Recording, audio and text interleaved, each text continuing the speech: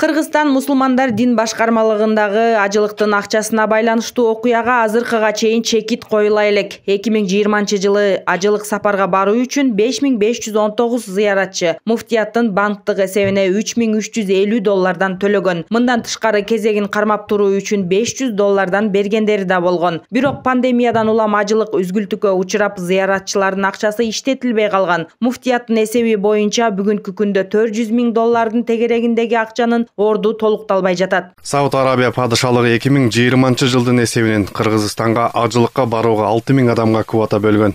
Анын ичинен 5500-ü жарандарга, 500-ü ажылыкты уюштуруу боюнча штаб өкүлдөрүнө берилген. Жалпы $18,400,000 чогулган. $3350 жана $500 которгон 5025 киши $8,622,375 кайра алган. 933 зыяратчы өз каражатына тийбей ажылык сапарга барам деп даяр турат. Муфтияттын ошондогу жетекчилиги каражаттын $8 миллионго жакын долларын сомго айлантып, киреше алуу максатында банктарга пайызга салган. Ажылык сапарга чогулган акчаны депозитке салып, үстүнөн пайда көрүп, аны ошондогу жетекчилиги өз максатына жумшаган деп билдирген УКМК. Сүткорлуктун түрлөрү көп. Бирок эң көп бизде тараганы бул мисалы үчүн карызга, насыяга акча берип, ошону үстөгү менен алуу да.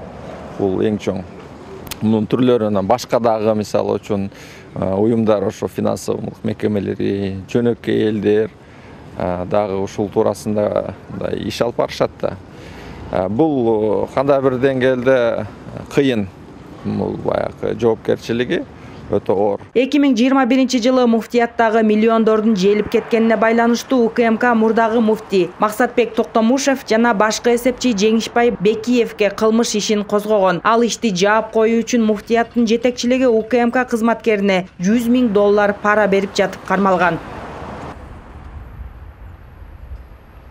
Кийин экөө тең үй камагына чыгарылган. Бирок дайынсыз $400,000 жакын акча муфти менен эсепчинин мойнунда, дейт муфтияттын борбордук текшерүү комиссиясынын жетекчиси Бакыт Нурдинов. Ажылыктын акчасын башка бир нерсеге жумушоо бул финансовый нарушение деп эметилет да. Финансовый нарушение же закондун бузулушу ушул пункт менен кетет да. Бул экөө тең шарият өкүмү да бузулуп атат, Кыргыз Республикасынын мыйзамы да бузулуп атат да. Эми ал сумманын орду толукталбаса, быйылкы ажылык сапарды уюштуруу боюнча маселе жаралышы мүмкүн.